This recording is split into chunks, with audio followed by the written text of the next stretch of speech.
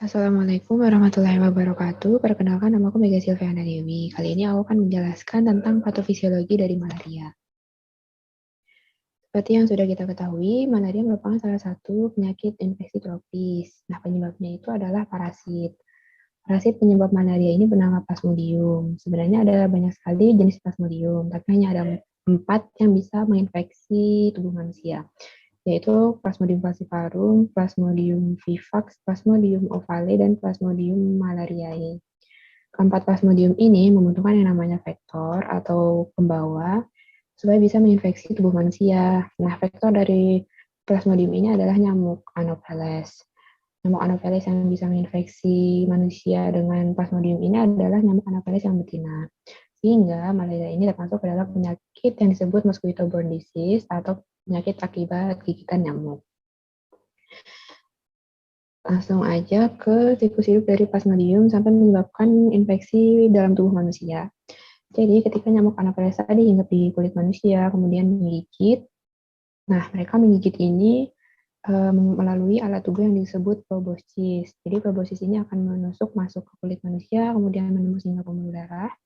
Nah, waktu mereka menggigit ini, proboscis tadi akan menyalurkan saliva atau air liur dari Anopheles ini tadi. Nah, di dalam air liur Anopheles ini terdapat sporozoid, yaitu salah satu fase hidup dari Plasmodium. Nah, sporozoid ini akan masuk ke dalam aliran darah dan menjadi awal terjadinya infeksi malaria. Itu kenapa fase dari sporozoid ini ketika nyamuk tadi menggigit tubuh manusia disebut sebagai fase infeksius. Setelah sporozoid masuk, kemudian disalurkan ke sel liver atau sel hepar, lalu di dalam sel hepar ini mereka akan bereplikasi dan kemudian berkembang menjadi skizon. Tapi pada Plasmodium vivax dan ovale ada fase lain yang disebut hipnozoid atau fase dorman. Nah, di fase dorman ini mereka tidak akan menyebabkan gejala di dalam tubuh manusia karena mereka bersifat inaktif. Apabila terjadi penurunan sistem imun tubuh manusia, baru mereka berubah menjadi skizon dan kemudian akan menimbulkan gejala pada akhirnya.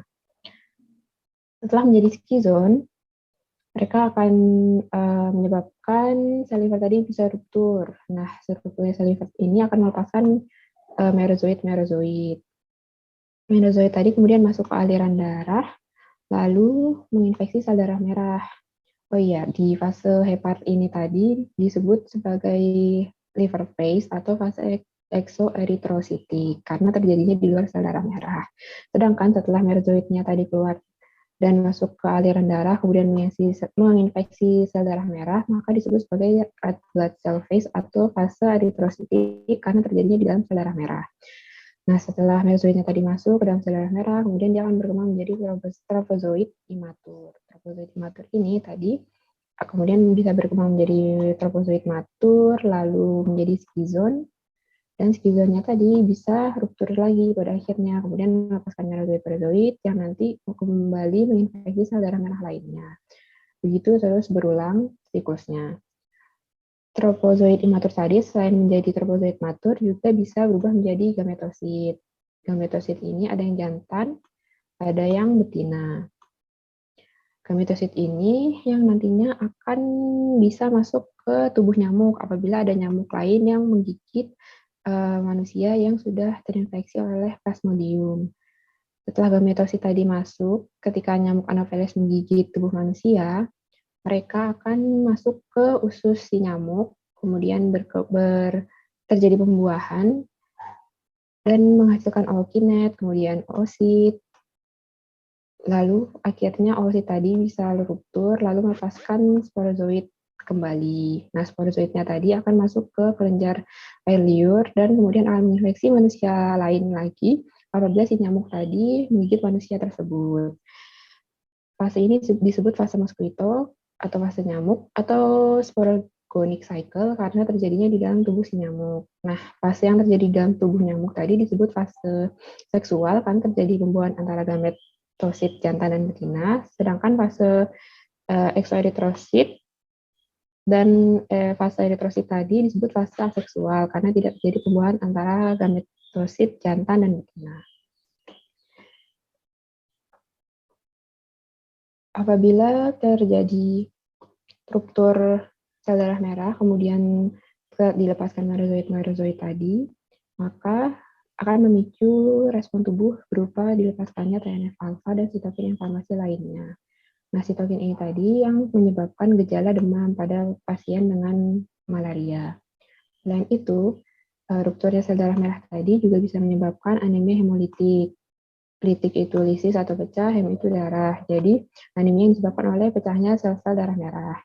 Nah, pecahnya sel darah merah ini akan menimbulkan gejala seperti fatigue, kemudian nyeri kepala, jaundice atau kuning, dan splenomegali.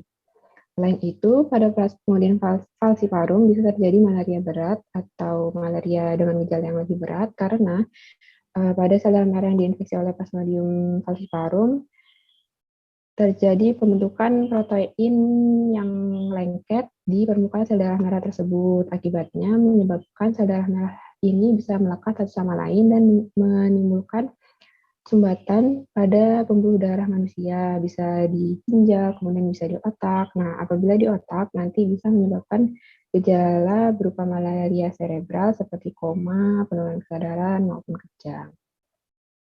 Sekian penjelasan patofisiologi malaria dari saya. Terima kasih. Wassalamualaikum warahmatullahi wabarakatuh.